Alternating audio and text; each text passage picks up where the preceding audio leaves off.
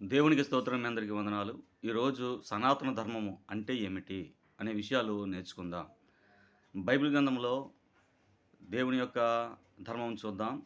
ప్రసంగి గ్రంథంలో ప్రభువారు మాట్లాడుతూ ఉన్నారు. ధర్మాన్ని ఆచరించు వారికి కీడేమియు సంభవించదు. ఏ ధర్మం అంటే పరలోకపు ధర్మం. పరలోకపు దేవుని యొక్క ధర్మం అదే ఆధ్యాత్మికం. కనుక ఇక్కడ పురాతన కాలం మొదలుకొని శాశ్వత కాలం వరకు ప్రత్యక్షమగుచుండు దేవుని ధర్మం. ఈ ధర్మాన్ని పాటిస్తే కీడేమియు సంభవించదు అని బైబిల్ చెప్తా ఉంది. అయితే కొన్ని హైందవ గ్రంథాలు కూడా చెప్తూ ఉన్నాయి. అహింసో పరమో ధర్మ అంటే ఏ ఒక్కరిని కూడా బాధించకుండా నడుచుకోవడమే పరమధర్మము అని. కనుక ధర్మం అంటే ఏమిటి?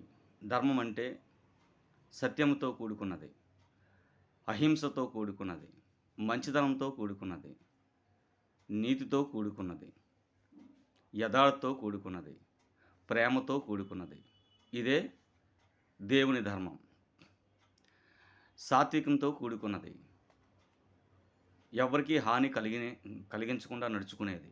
ఇదే పరమధర్మం. అయితే ఈరోజు సనాతన ధర్మం అని పేరు పెట్టుకొని ఎంతోమంది ఎదుటి వాళ్ళని బాధిస్తున్నారు. అలా బాధించకూడదు అని ప్రభువారు ఈరోజు మాట్లాడుతూ ఉన్నారు. కనుక ఈరోజు జ్ఞాపకం చేసుకోండి, సనాతన ధర్మం అంటే సత్యంతో కూడుకున్నది, అహింసతో కూడుకున్నది, మంచితనంతో కూడుకున్నది, జ్ఞానంతో కూడుకున్నది, నీతి సత్యముతో కూడుకున్నది, యథార్థతో కూడుకున్నది, ఎవరికీ హాని కలిగించినది, మాట చేత గాని, ప్రవర్తన చేత గాని, క్రియ చేత గాని, మన అధికారం చేత గాని బాధ కలిగించకుండా నడుచుకునేదే సనాతన ధర్మం. ఈరోజు ఎంతోమందికి మత ద్వేషాలు రెచ్చగొడుతున్నారు. అనేక మందిని హింసిస్తున్నారు, బాధిస్తున్నారు, చంపుతున్నారు, దుఃఖపెడుతున్నారు. చాలామంది మత కలలు రేపుతున్నారు. ఇది సనాతన ధర్మం కాదు.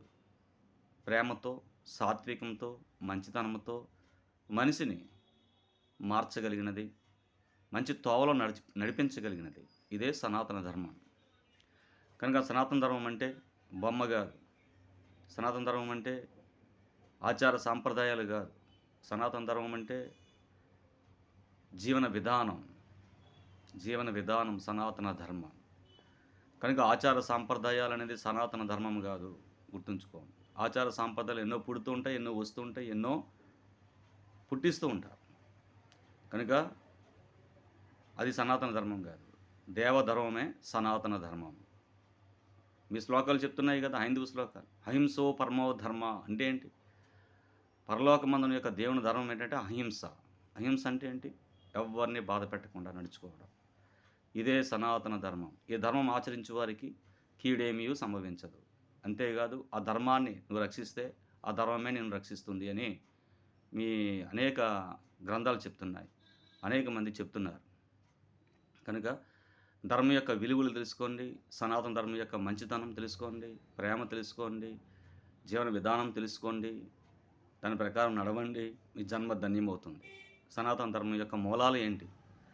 సనాతనం అంటే సా పురాతన కాలం మొదలుకొని, అనాది కాలం మొదలుకొని, శాశ్వత కాలం వరకు ఉండేదే సనాతనం.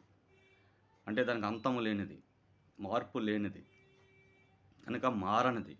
అదే సనాతన ధర్మం. ఈ సనాతన ధర్మమే యేసుక్రీస్తు ధర్మం. ఈ యేసుక్రీస్తు ధర్మం మార్పు లేనిది, మారనిది, కనుక వాడబారనిది, స్వచ్ఛమైనది, ప్యూరిటీ కలిగినటువంటి ధర్మం. కనుక ఇటువంటి ధర్మాన్ని పాటించండి, మీ జన్మ ధన్యం చేసుకోండి. మంచితనంతో కూడుకున్నది, విలువలతో కూడుకున్నది, ఎవరికి హాని కలిగించినది, బాధించినది, చంపనది, దుఃఖపెట్టనది. ఇదే సనాతన ధర్మం. సనాతన ధర్మంలో విలువలు ఉన్నాయి. సనాతన ధర్మం యొక్క విలువలు తెలుసుకోండి, ఆధ్యాత్మిక విలువలు తెలుసుకోండి. అప్పుడు మీరు దేవుని యొక్క ఆశీర్వాదాలు పొందుకోగలుగుతారు. కనుక సనాతన ధర్మం అంటే ఏంటి అనేది తెలుసుకోండి, మీ జన్మ ధన్యం చేసుకోండి. ధర్మం అంటే ఇవ్వడం కాదు. ధర్మం అంటే ఇవ్వడంలో ఒక భాగం. ధర్మం చెయ్యి అని చాలామంది చెప్తారు. ధర్మం అంటే ఇవ్వడం కాదు. ధర్మం అంటే అందులో నీతి, న్యాయం, యథార్థత ఉంది. అందులో పాటించాలి, కట్టుబడి ఉండాలి. ధర్మం అంటే కట్టుబడి ఉండాలి. చాలా రకాల ధర్మాలు ఉన్నాయి.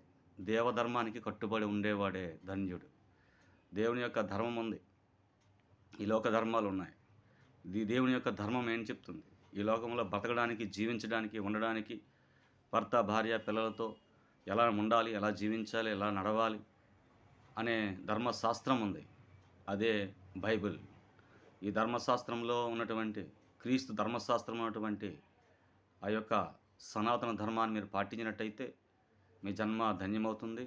మీరు ధన్యులవుతారు. అంతేకాదు, క్రీస్తుని తెలుసుకొని ఆ సనాతన ధర్మం యొక్క విలువలు తెలుసుకోండి. మీ జన్మ ధన్యమవుతుంది. యేసు ప్రభు అంటే మామూలు దేవుడు కాదు, సత్యమైన దేవుడు. కనుక మనిషి ఎలా జీవించాలి, ఎలా బ్రతకాలి, ఎలా ఉండాలని చెప్పే దేవుడు. కనుక ఆ దేవునిలో సనాతన ధర్మం యొక్క విలువలు ఉన్నాయి, మూలాలు ఉన్నాయి. దాని ప్రకారం మీరు తెలుసుకొని నడిచి అంటుకట్టి నడవండి. మీ జన్మ ధన్యమవుతుంది. కనుక ఎవరితో ఎలా మాట్లాడాలి, సాత్వికంతో ఎలా మంచి దారికి తీసుకురావాలి, ఎలాగ బాధించకుండా, దుఃఖపెట్టకుండా ఎలా నడుచుకోవాలి అనే విషయాలన్నీ కూడా రాయబడి ఉంది బైబిల్ గ్రంథంలో. ఈ యేసు ప్రభు యొక్క ధర్మాన్ని తెలుసుకుంటే మీ జన్మ ధన్యమైపోద్ది. దేవుడి మిమ్మల్ని దీవించును గాక. ఆమేన్. నా పేరు శ్రీనివాస్ యాంటోనీ. నా ఫోన్పే నెంబర్ 8179955458. ఈ పరిచర్యకు ప్రోత్సహించండి. దేవుడు మిమ్మల్ని దీవిస్తాడు. దయగల తండ్రి, ఇదిగో ఈ మాటలమైన ప్రతి ఒక్కరి జీవితంలో గొప్ప మహిమ కార్యాలు, మేలు కార్యాలు, అద్భుత కార్యాలు చేసి ధర్మం గురించి విలువలు తెలుసుకుని దాని ప్రకారం నడవడానికి సహాయం చేయమని యేసయ్య నామమున ప్రార్థిస్తున్నాను తండ్రి. ఆమేన్. Thank you.